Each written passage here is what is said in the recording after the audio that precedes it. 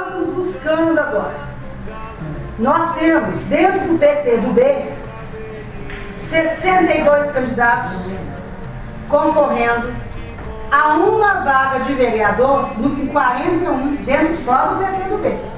E temos dentro do PP, que convivou o PP, Partido Progressista, o PTB, tá? Os dois partidos. Então nós somos 120 concorrentes. Mas em Belo Horizonte nós temos 1.285 candidatos concorrendo a 41 vagas para vereador em BH.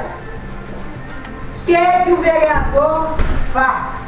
Aí eu vou perguntar aos convidados, quem fala na linguagem de vocês, não precisa adotar, nós estamos em família, nós estamos aqui discutindo, fechar. Entendeu? O que é que o vereador faz? Qual é o papel do nosso? O que você acha que o vereador faz? Qual é a obrigação de um vereador? Olha, eu acho que tem que apoiar, né, as pessoas que vão. É apoiar com o que eles pagam, que eles pagam. Fazer o que eles prometeu, né? O que eles prometeram, eles cumpriram. Você, Roberto, o que você acha?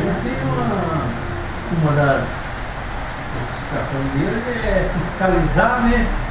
Ajudar a apoiar o projeto, estar de acordo com a legislação.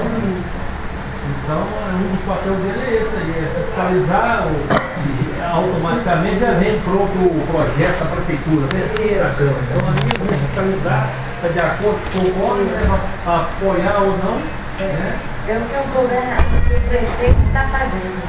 Eles vão fiscalizar o que o prefeito está fazendo. Você, Oraí, você acha qual que é a posição de um vereador? Ele é cuidar da comunidade, né? Preocupar com o lugar que ele mora, ajudar o pessoal, né? Fazer alguma coisa no bairro que não tem, Eu acho que tá. Você, Vânia, você acha que o vereador... Ai, Vânia, o vereador, entendeu? Assim, nós estamos precisando de vereador de verdade, para fazer as coisas para nós, né, Vânia? Já está muito enganado.